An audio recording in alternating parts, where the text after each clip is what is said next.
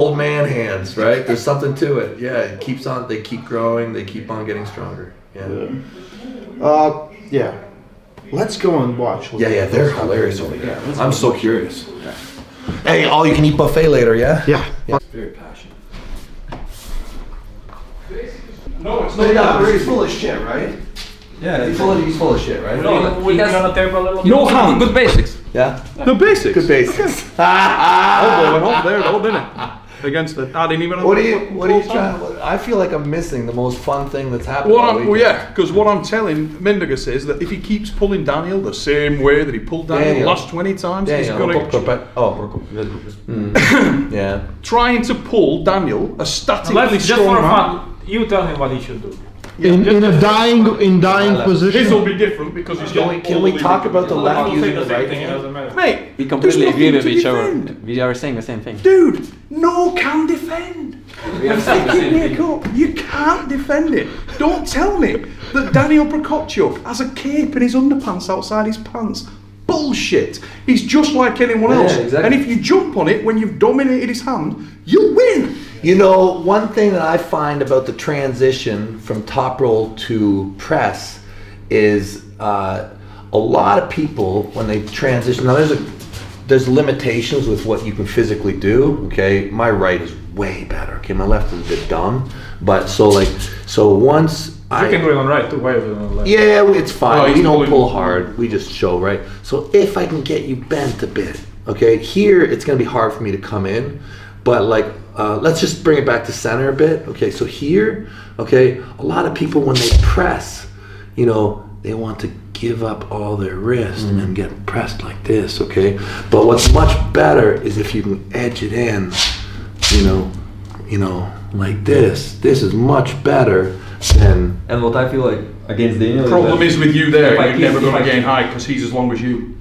Devon's big advantage is, the reason why that works better for Dev is, because 90% of the guys he's arm wrestling, he's got the height advantage, so he doesn't lose that. He's also way This stronger. area is a bit higher for him.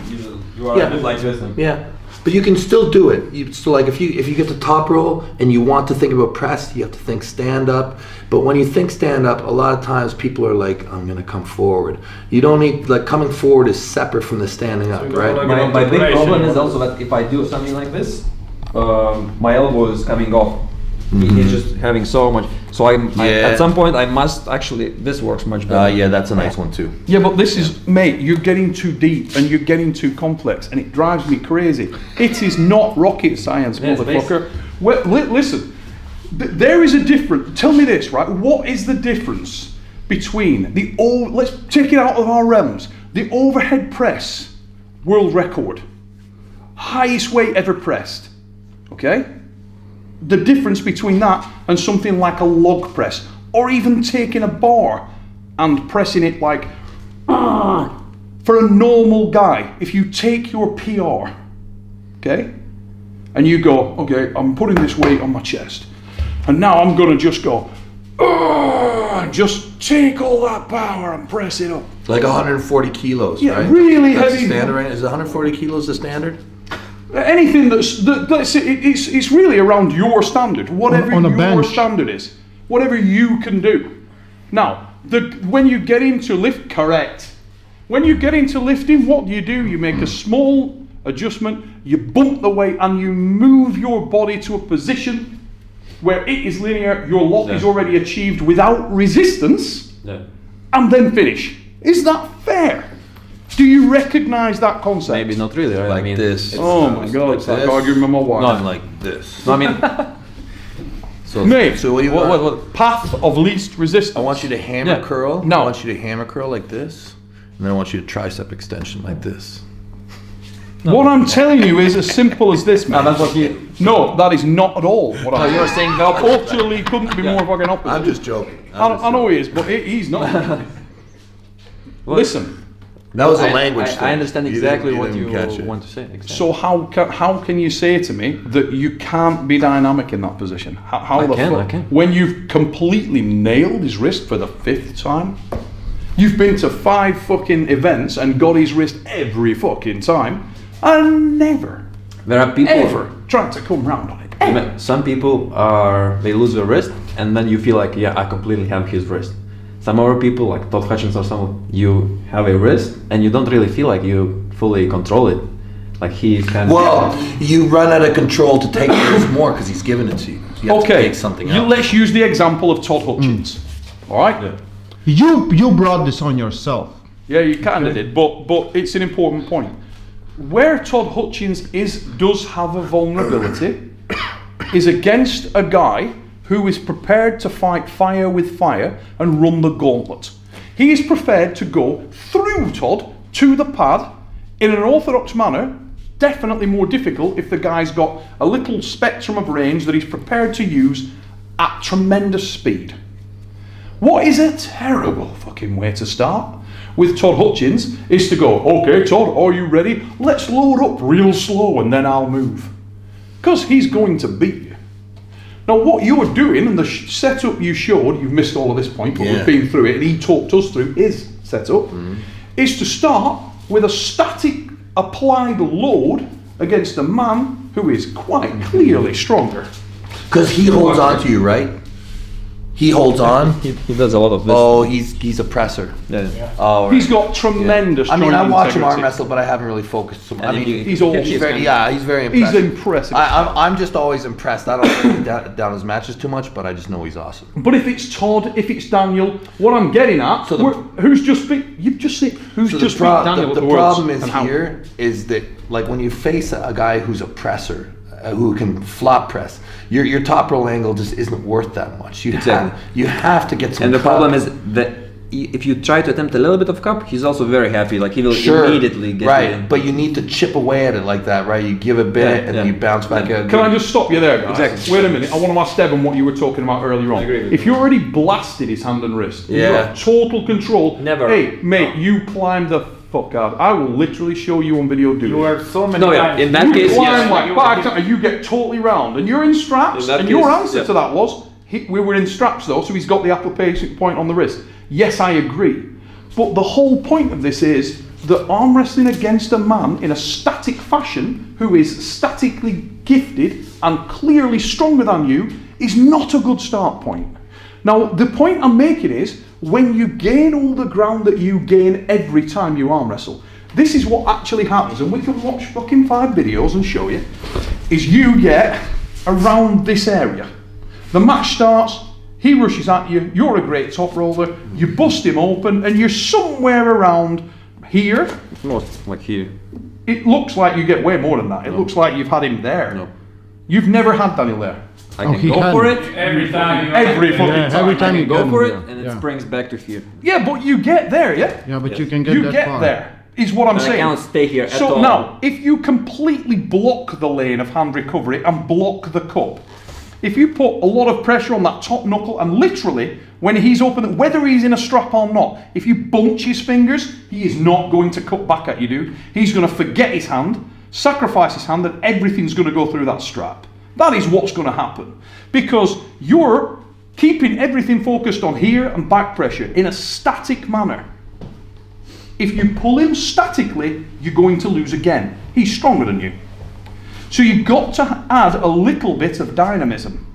And if you unsettle that by coming everything across and then angling back hard, not in a way that he knows and expects, you will get more success. I agree. But don't I agree. then go back to static. Yeah. If you then go back to static, which is what you did, you just hung there. Once you're there, just do You're javelin. not gonna bleed him. He's got better endurance than you. The way I would say it is like when you talk about arm wrestling, right? So you've got the top. Yeah. You've got all the top control, right? So he runs away to this corner of arm wrestling, which is shoulder, right? Yes. So he's got his shoulder, and he's fucking strong there. But you start to be able to use all the parts, all these different parts of arm wrestling, and you don't want to stay in any one of them. You want to be able to move through as many of them as possible. Yes. Yeah. And, you know, we literally went through this. So when you get to that position, what I'm telling you I think you should do is, you need to utilize that small amount of dynamism to gain the climb. You know, when you said, you went, yes, but if I move, I lose ground. He gains back. Only if it's timed incorrectly. Once you've got there, if you go boom boom climb, boom boom edge, boom boom get your thumb, boom boom climb, I promise he can't react until he has a balance. I'm slow as fuck, and you can watch with Sandris, even though, so and I'm not even on the good side, right? Most of the time with Sandris, I was over here, right? And I'm just trying to wedge my shoulder, because I do have the top, but I've got my arm blown open. But if I'm here, like here, and then as I stand up, to show that I'm thinking about pressing, I'm re-gripping at the same time, right? So it opens up the top row more. Think about the top row more, and the whole time my top row is advancing, eventually the press opens. Now, that is exactly what I'm talking about. You are throwing a subliminal feint which keeps the guy subliminally guessing to defend that. And if he is a guy that is of the propensity to move through the range, without knowing it, without you communicating it, he will shape himself. It's a fraction of a moment. But as you show that, he will move. And when he moves, you gain. And he moves, you gain. And he moves, you gain. You cannot stop working. The moment you stop working, he will beat you. You must maintain the work rate until the job is done. Small moves, small moves, small moves. And by doing so, you'll gain much more height, gain much more climb, and the distance between you in strength will balance out. When it does, continue to move until it does, and when you've gained it, you've got to be brave. He'll end up very, very high on him, he'll end up with a bad base, then forward, collect, press. Do it when he's not expecting it. Look like you're attacking back, big bump, forward bump, press, and dive on it. You got to commit. Just remember, pick back where. So let me just summarize. Triangle, right? I'm somewhere here. I'm top rolling. The guy is pressing. Normally, the press. Let's say we have the same strength. The press would kill me. I feel like I need to gain. Like you're saying, it's about dynamic versus static. I a little bit disagree. I feel like in general I need to gain a bit more of this hookish strength. Hook is on this side. Correct. Okay, so here, let's talk. Hook is a middle between the press and top roll. So here's the triangle. Okay, this is what we call the high hook on the one side, high top roll on the other. Okay, and this is like imaginary re-gripping on, like whoever controls the top has freedom to re-grip. There's a line down the middle, okay? Everything on this side is moving forward with your shoulder. It's all inside strategy, ending up in the flop wrist press. This is all shoulder backing off strategy, high top rolls, low top rolls, all the way to the king's move. People will try and control everything, high hook, and they'll run to the periphery in defense, either to a flop wrist press all the way or to a king's move all the way outside. And the goal is always to try and reclaim the center, reclaim the top, so that you can switch between your shoulder moving forward and shoulder moving back. And if you have the ability to move your shoulder and back in the match, you will fucking cut a guy off until he's left with like this much of the technical game, and you can just beat the piss out of him, and the whole time be advancing your hand. Correct. And shoulder. The whole time. And what you're doing, the only error in there is you're not utilising that movement. If you watch the matches, you're static. You never regrip. And that's why Never I static. say, and that's why I say, if you can't I've been there beat for me all here, of those matches. I've if seen you them can't live. beat me here, you're in big trouble. That's why I put so much value in the high hand, in the top, because if you have that, then even if they don't end up here, even if they're here, you have this. You play here because they can't cross their shoulder. Isn't it funny? He's gone to where I went. You're always here. This triangle is a little bit wrong. It is, because there's some re-gripping shit but what's wrong about it?